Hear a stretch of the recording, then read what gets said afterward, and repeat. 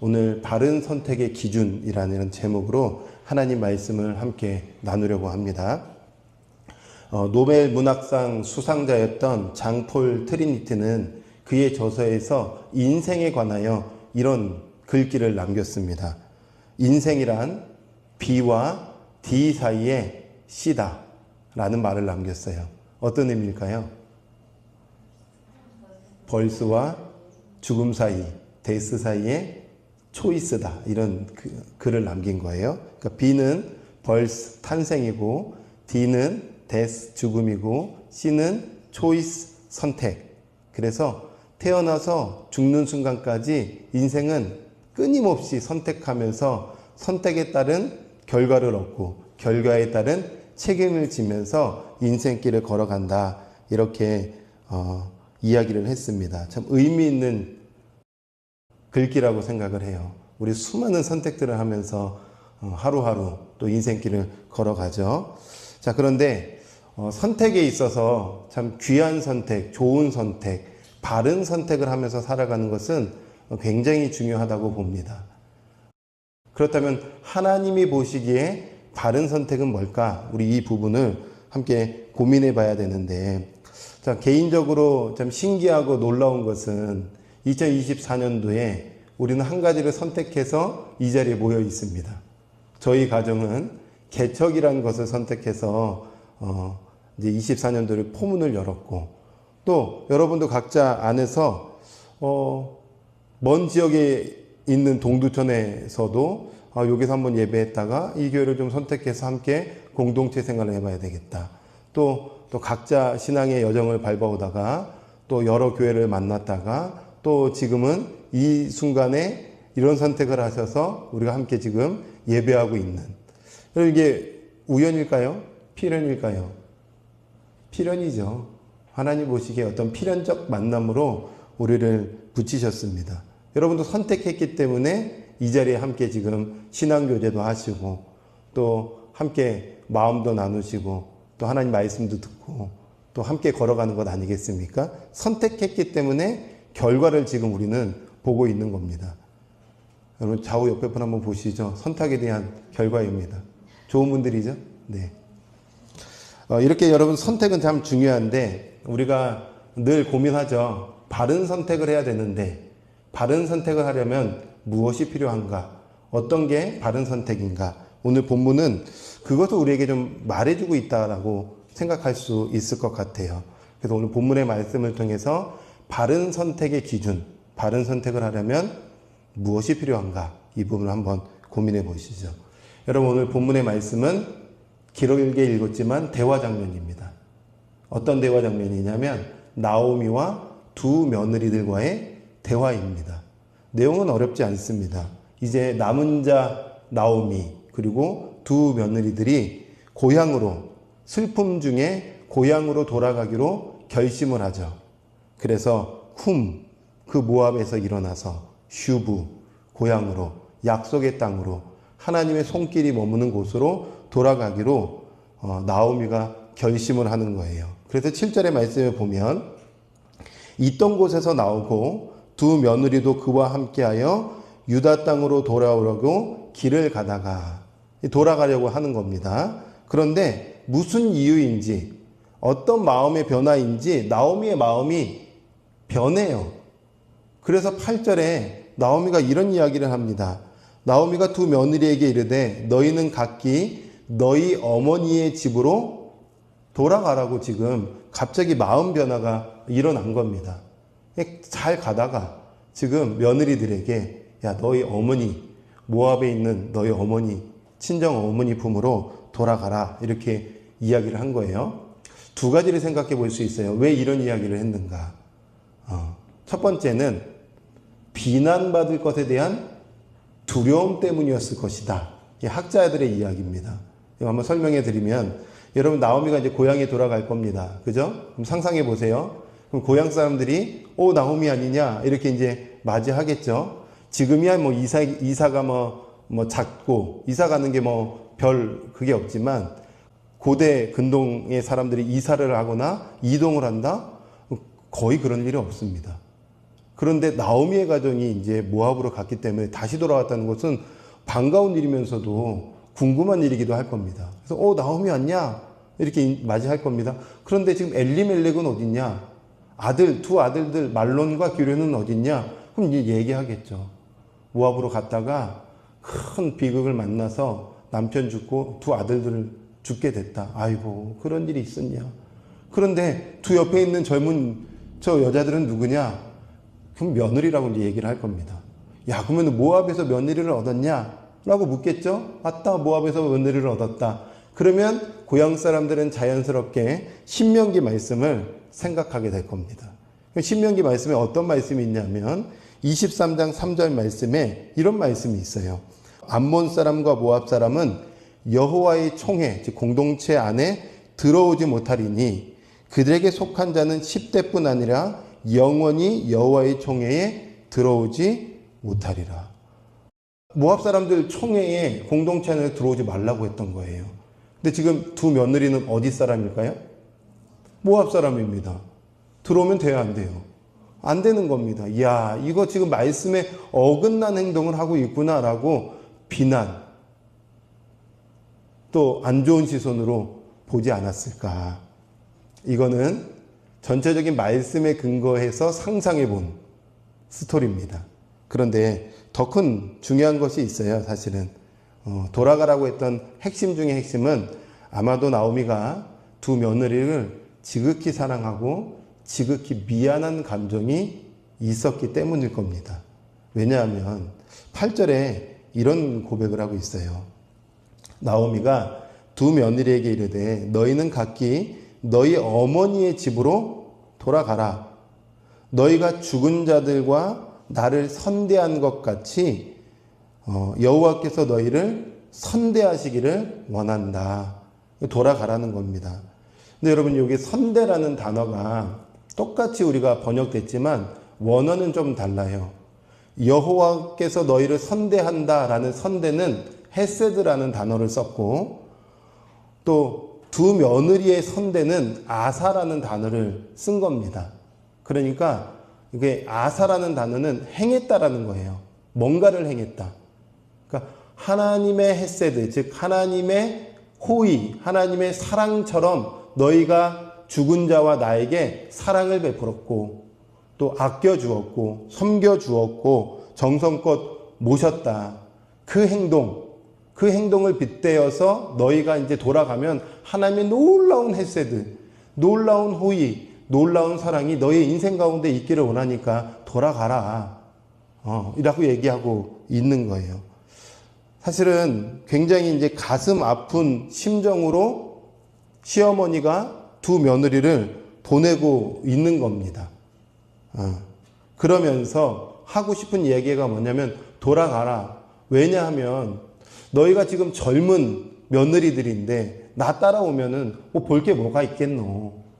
나는 지금 이제 더 이상 소망이 없고 희망이 없는 인생이다라고 나오미가 이야기하면서 당시 고대 근동에 있었던 제도 중에 하나, 이건 한번 알 필요가 있는데요. 계대 결혼법이라는 법이 있었어요.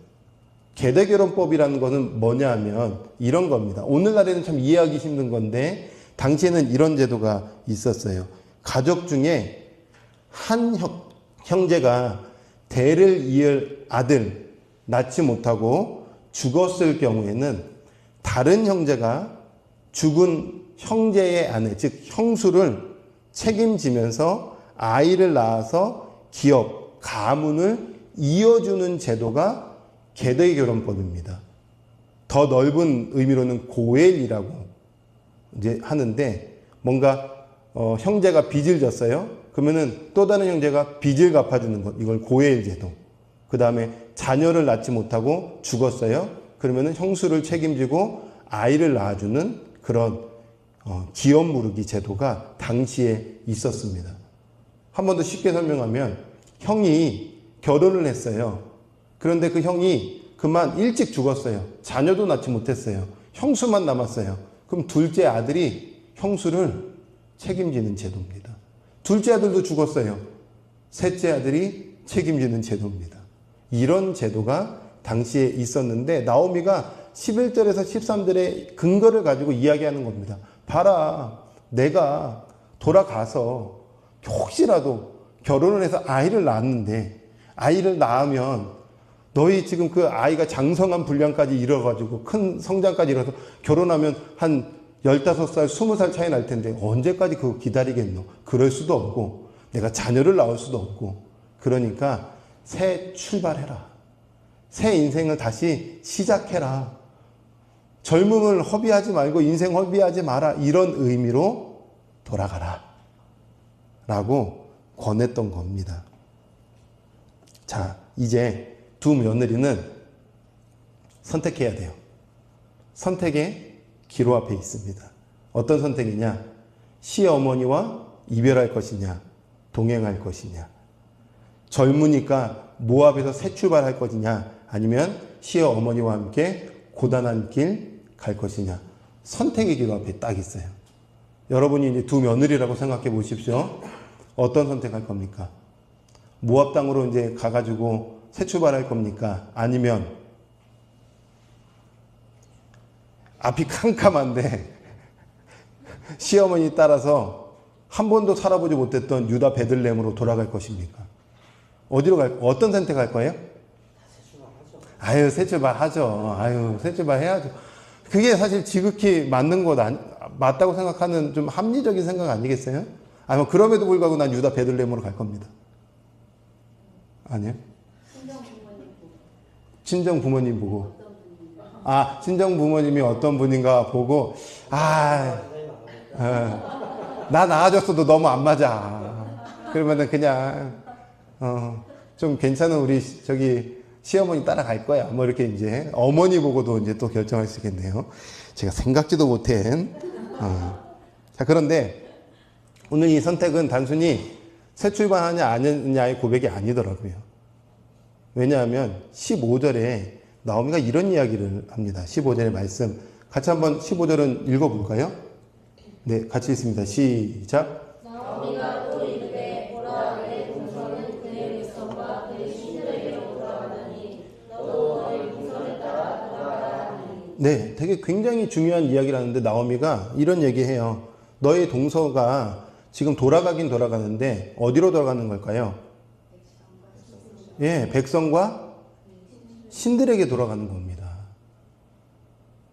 그래서 지금 저는 이제 여러 가지 상상을 해보는데 왜 나오미가 알면서도 왜 이런 권면을 했을까? 그러니까 백성에게 돌아갈 뿐만 아니라 신들에게로 돌아가라. 라고 지금 표현하고 있는 거예요. 그러니까 어떤 선택이냐면 모압의 신으로 갈 것이냐 아니면 여호와 하나님께로 갈 것이냐.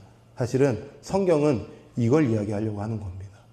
자, 그러면 이제 이전에는 바로 이 얘기 듣기 전에는 우리가 이제 젊으니까 모압으로 갈 거냐, 새 출발할 거냐, 아니면 그럼에도 불구하고 고단한 길을 갈 거냐라고 질문했는데 이제 신들에게로 가는 어떤 선택의 기로라고 한다면 달라지겠죠? 네. 자, 삶의 문제였지만 영혼의 문제가 사실 달렸던 이 선택의 기로였던 겁니다. 이런 선택의 기로 앞에서 두 며느리의 선택의 방향이 서로 다르죠. 잘 아시는 것처럼 오르반은 어떤 선택할까요?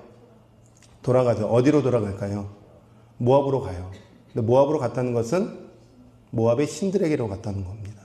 그러나 반대로 룻은 유다를 선택하고 시어머니를 선택하고 여호와를 섬기기로 선택을 했던 겁니다. 결과는요. 오르반은 이제 무대 뒤로 사라져요. 뭐 그것에 대해서 저자가 하나님이 뭐라고 평가하지 않으니까 그냥 사라지는 정도로. 그러나 룻의 인생은 이제 무대의 주인공으로 등장하기 시작합니다. 그래서 후에는 다윗의 조상이 되었고 예수 그리스도의 조상의 반열에 오르는 굉장히 영적으로 영예를 얻는 놀라운 축복의 사람이 되더라는 것입니다. 선택 하나가 어마어마한 인생의 판도, 영적인 판도를 바꿔버렸죠. 자, 그런데 선택할 때에 그 선택의 기준이 무엇이었을까? 룻에는 어떤 선택의 기준을 가지고 그 결정을 했던 걸까? 보니까 16절의 말씀에 보면 그의 선택의 핵심은 이거였다는 겁니다. 루시 이르되 내게 어머니를 떠나며 어머니를 따르지 말라 돌아가라 강건하지 마옵소서. 어머니께서 가시는 곳에 나도 가고 어머니께서 머무시는 곳에 나도 머물겠죠. 그러면서 중요한 고백, 이 고백이 중심 가운데 있었던 거예요. 어머니의 백성이 나의 백성이 되고 어머니의 하나님이 나의 하나님입니다. 이게 중심이었던 거예요. 그 중심이 선택의 결정적인 역할을 했더라는 것입니다. 그러니까 모압의 신들이 아닌 어머니를 이끄신 그 하나님. 역사를 추정해 보면 애굽에서 출애굽해서 광야를 지나 약속의 땅으로 이끌으셨던 그 하나님. 모압에는 신들이 여러 개지만 지금 어머니가 믿는 신은 유일하신 그 유일신 하나님. 나 그 하나님 선택하면서 앞이 한참이고 젊고 힘있고 시간 인생길 길지만 그럼에도 고단한 인생길이라고 한다면 나 그 하나님 바라보면서 인생길 가겠습니다. 이게 선택의 기준이었던 거예요. 나중에 후에 보아스라는 남편을 만나서 결혼하는데 보아스가 그 룻의 선택에 대해서 이렇게 풀어줍니다.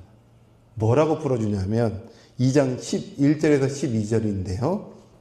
보아스가 그에게 대답하여 이르되 내 남편이 죽은 후로 내가 시어머니에게 행한 모든 것과 내 부모와 고국을 떠나 전에 알지 못하던 백성에게로 온 일이 내게 분명히 알려졌느니라. 그러면서 이야기하죠. 여호와께서 내게 행한 일에 보답하시기를 원하며 이스라엘의 하나님 여호와께서 그의 그늘 아래로 보호를 받으러 온 내게 온전한 상 주시기를 원하노라 하는지라. 그러니까 룻의 선택의 핵심 그 중심을 파악해 줬는데 그 파악이 뭐냐면 너는 여호와 그의 날개 아래 보호받으러 오기를 중심 가운데 두었고 그것을 선택했구나라고 해석해 준 거예요. 그러니까 하나님 그늘 아래 가기로 선택했더니 후에 놀라운 일들이 그의 인생 가운데 있었다라는 것을 이야기하고 싶은 거죠. 그러면 우리도 질문해 봐야 돼요. 눈에 보이는 것과 눈에 보이지 않는 것. 인생길 걸어가면서 보이는 현실, 어떤 내가 갖고 있는 에너지로 인한 자신감, 지금의 어떤 안정감, 세상의 어떤 화려함, 모압이라는 세상에서 보여지는 편안함, 새 출발할 수 있는 내 어떤 지식으로 인한 어떤 생각들, 이걸 결정할 것이냐, 아니면 미래가 캄캄하고 현실이 막막하고 어떠한 삶이 펼쳐질지 모르는 두려움이 있지만 그러나 내 영혼을 붙드시는 그 하나님을 보면서 캄캄한 이 현실을 걸어갈 것인가? 어떤 선택을 할 것이냐? 오늘 말씀을 통해서 우리에게 질문하고 있는 거죠. 여러분, 믿음의 사람들 한번 잘 생각해 보세요. 룻의 남편은 보아스죠. 그리고 보아스의 어머니가 누구냐 하면 라합입니다.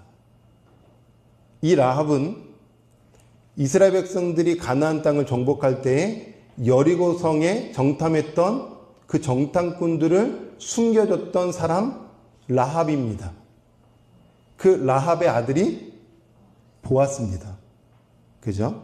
자, 그런데 이 라합은 가나안 사람입니다. 진멸 대상이었습니다. 진멸하라. 그 여호와의 명령이었는데 그 진멸 대상 중에서 살아남은 사람이 라합이죠. 어떻게 살아남을 수 있었을까요? 어떻게 그 여인은 구원받을 수 있었을까요? 그가 했던 고백 중에 이런 고백이 있어요. 그 정탐꾼들에게 너희의 하나님 여호와는 위로는 하늘에서도 아래로는 땅에서도 하나님이시다. 이 고백한 거예요. 옛날 개역 한글판에서는 상천하지의 하나님, 그러니까 온 우주 만물을 주관하시는 그 하나님, 나 그 하나님 의지하고 선택합니다. 그분께 내 인생을 맡깁니다 라고 하자 살아나는 겁니다. 그 고백 속에서 선택하자 구원받은 겁니다. 여러분, 여리고성은요 난공불락의 성입니다. 무너지지 않아요. 그들에게 무기가 있습니다. 병거가 있어요. 오늘날에는 총, 칼, 또 탱크가 있었습니다. 그런데 이스라엘 백성들은 아무것도 없었어요. 낫 있거나 막대기 정도 있었겠죠. 싸우면 뻔히 보이는 현실은요 여리고성 무너지지 않습니다. 그런데 그럼에도 불구하고 라합은 무너지지 않을 성을 선택한 게 아니라 무너뜨릴 하나님을 선택한 겁니다. 그럴 때 인생이 바뀌었던 거예요. 여러분, 인생의 중요한 기로점에 섰을 때 우리는 정말 어떤 선택들을 하면서 걸어가야 되는가? 이사야 선지자는요 굉장히 중요한 이야기를 해줘요. 이사야서 56장 4절 말씀에 보니까 여기도 선택이라는 단어가 나오는데, 여호와께서 이와 같이 말씀하시기를 나의 안식을 지키며, 하나님 안에서 예배하는 거죠. 쉼을 누리는 거예요. 내가 기뻐하는 일을 선택하며 나의 언약을 굳게 잡는 고자들에게는 내가 내 집에서 내 성 안에서 아들이나 딸보다 나은 기념물과 이름을 그들에게 주며 영원한 이름을 주어 끊어지지 않게 할 것이다. 고자들입니다. 여러분, 고자라는 단어는요 총회에 못 들어온 사람들이에요. 당시에 우상숭배자들, 고자들은 총회에 벗어난 사람들입니다. 그런데 굉장히 혁신적인 이사야가 하나님의 말씀을 받아서 주는 겁니다. 너희가 아무리 고자라고 할지라도, 즉 너희가 아무리 영적으로 고자라 할지라도, 아무리 하나님 앞에 패역하다 할지라도 다시 오늘 이 시간 하나님께 마음을 돌이켜서 하나님, 내가 하나님을 붙잡습니다. 하나님을 선택합니다. 하나님께 의지합니다 라고 고백하고 마음을 결정하는 순간부터는 끊어지지 않고 붙들어 주겠다는 거예요.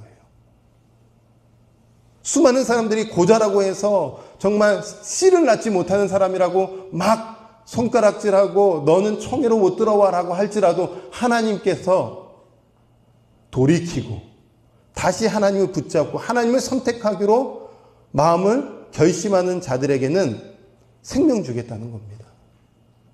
그분의 나라로 들어올 수 있는 영예를 거둘 수 있도록 우리를 붙들어 주겠다는 거예요. 얼마나 큰 축복의 희망의 말씀입니까?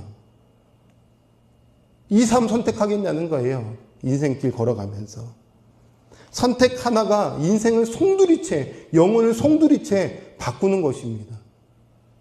예수 그리스도께서 이 땅 가운데 오셔서 하신 이유가 뭐예요? 생명 주겠다는 겁니다. 영생 주겠다는 거예요. 그래서 그 예수 그리스도를 내가 붙잡고 인생길 걸어가면 영원히 이 땅에서 얻지 못하는 하늘의 기쁨을 우리에게 주겠다고 오늘도 말씀하시는 거예요. 다시 이 예배 가운데 하나님께서 말씀하고 싶은 건 뭐냐면 모압 갈래, 나에게로 올래, 이겁니다. 여러분, 모세 아시죠?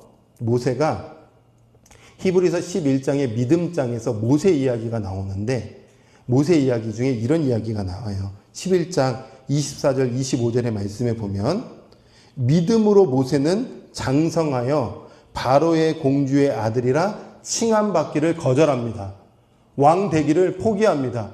세상의 꼭대기에 있는 위치에서 나 꼭대기에 살지 않겠습니다라고 그 자리를 거절합니다. 그리고 25절에 이런 말씀이 나오죠. 도리어 하나님의 백성과 함께 고난받기를 잠시 죄악의 낙을 누리는 것보다 더 좋아했다. 여러분, 애굽에서 바로의 공주의 아들로 살아가는 게 모세의 신앙의 눈으로 봤을 때는 죄악을 누리는 거라고 생각했어요. 성경에서 애굽은 세상을 의미합니다. 세상에서 화려하게 사는 것은 죄악의 낙을 누리는 것이구나 라고 판단했던 겁니다. 그래서 하나님이 이끄시는 대로 하나님의 백성들과 함께 고난이면 고난, 눈물이면 눈물, 광야면 광야로 가기로 모세가 결정한 겁니다. 여기서 더 좋아하고라는 단어가 선택하다라는 뜻이에요. 원래는. 그러니까 선택한 겁니다. 여러분, 선택에는요, 좋아함이라는 단어랑 같이 갑니다. 그죠? 좋아하는 걸 선택하게 되어 있어요. 짬뽕 좋아하세요? 짜장면 좋아하세요? 짬뽕? 짜장면? 왜요? 좋아하니까. 그거 좋아하니까. 산을 좋아하세요? 바다를 좋아하세요? 바다? 산? 왜요? 그거 좋아하니까. 예. 여러분, 호텔에서, 그걸 뭐라 그래요? 호텔에서 호캉스를 좋아하세요? 아니면은 캠핑, 야외에서 캠핑하는 걸 좋아하세요? 아, 호캉스. 호캉스 좋아하시네요. 예. 캠핑. 다 다르죠? 왜 그렇게 좋아하세요? 그걸 왜 선택하세요? 좋아하니까. 그러니까 좋아하는 것을 선택하게 되어 있어요. 모세는 왕자의 신분을 좋아하지 않고 하나님의 언약 백성으로 살아가기를 좋아했기 때문에 그것을 선택했던 겁니다. 여러분, 좋아한다는 것은 그것에 가치를 둔다는 겁니다. 그것에 가치가 있다는 거예요. 모세는 하나님의 언약 백성으로 살아가는 것에 가치가 있구나. 그래서 가치가 있는 것이 좋아했고 좋아한 것을 선택한 겁니다. 룻은 내가 모압의 신들로 가는 것에 가치가 있는 것이 아니라 유일하신 하나님께만 가치가 있구나 라고 거기에 가치를 뒀고 그 하나님을 좋아했고 그 하나님을 선택한 겁니다. 그러니까 우리 안에 무엇을 늘 가치 있게 여기느냐가 결국에 선택의 기준점이 되는 거예요. 여러분, 돈의 가치를 두는 사람은 돈을 좋아하고 돈을 선택합니다. 인정받고 꼭대기에 올라가기를 좋아하고 가치를 두는 사람은 인정을 받으려고 끊임없이 인생의 시간을 들이고 인정받는 것을 선택하며 사람들 선택하며 살아갑니다. 하나님께만 진정한 가치가 있습니다. 하나님의 말씀에만 가치가 있습니다. 라고 그것에 가치를 두는 사람은 말씀을 좋아하고 말씀을 읽기를 말씀대로 살아가기를 선택하면서 인생길을 한 걸음 한 걸음 걸어가게 되어 있어요. 무엇에 가치를 두며 살아가고 계십니까? 하루하루에 여러분의 가치를 잡고 있는 것은 무엇인가요? 그것에 따라서 판도가 바뀌어질 겁니다. 판도가. 여러분, 이제 미국 대선이 얼마 남지 않았다고 하더라고요. 100일. 그래서 민주당이냐, 공화당이냐, 트럼프냐, 해리스냐, 지금 이제 이 싸움 펼쳐질 겁니다. 미국은 이제 강국이기 때문에 미국의 대통령이 누가 되느냐에 따라서 전 세계적으로 이제 영향을 받을 거예요. 어쩔 수 없어요. 경제, 정치, 나라와 나라와의 관계들 어쩔 수 없이 이 대통령, 미국 대통령 누가 뽑히느냐에 따라서 판도가 달라질 겁니다. 트럼프가 되느냐, 그러면 이제 우리 이제 국방비도 내야 되고, 여러 가지 일들이 일어나겠죠. 그리고 러시아, 우크라이나 전쟁 한 방에 끝내겠다, 이렇게 얘기하면은 이제 우크라이나는 땅 빼앗기면서 이제 협상 일어날 수 있을 거고, 해리스가 이제 대통령이 된다. 그러면은 전쟁은 좀 더 지속될 수 있을 것이고, 우리 국방부 내는 거 조금 더 줄어들 수 있을 것이고, 판도가 여러 가지로 나타날 겁니다. 그거 얘기하면 시간 많이 가겠죠? 자, 그런데 제가 미국의 대통령들, 미국의 나라라는 것을 한번 역사를 잠깐 읊어드리면, 미국은 그래도 청교도들, 즉 하나님께 예배하겠다고, 하나님 중심으로 자유롭게 예배하겠다고 하는 그 사람들이 넘어가서 나라를 세웠습니다. 그래서 미국의 역대 대통령들을 보면 기독교인들입니다. 영국의 성공회, 또 아니면은 네덜란드의 장로교, 이런 수많은 기독교 중심, 즉 하나님 중심의 사람들이 미국의 대통령이 되어서 나라를 건국했고 나라를 세워왔었습니다. 그런데 20세기에 들어오면서 케네디 대통령 한번 들어보셨을 것 같아요. 이분이 이제 천주교입니다. 그런데 인본주의를 택하면서 공립학교에서 없앤 것이 있어요. 폐지한 것이 있습니다. 성경 가르치지 마라. 주기도문 하지 마라. 십계명 가르치지 마라. 이거 완전히 폐지시켰습니다. 이때부터 판도가 바뀌어요. 버락 오바마라는 사람이 기독교인이라고 하지만 지금 실질적으로 돌아보면 이슬람교에 가까웠을 것이다라고 얘기들을 많이 하고 있습니다.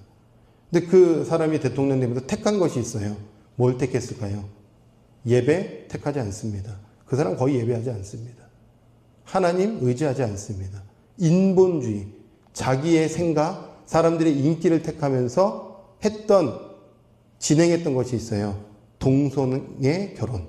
이거 완전히 밀어붙였습니다. 지금 미국 사회 난리입니다. 젊은이들한테요, 청년들한테 물어봅니다. 성은 몇 개입니까? 성경에서 성은 두 가지죠. 남성, 여성. 명확합니다.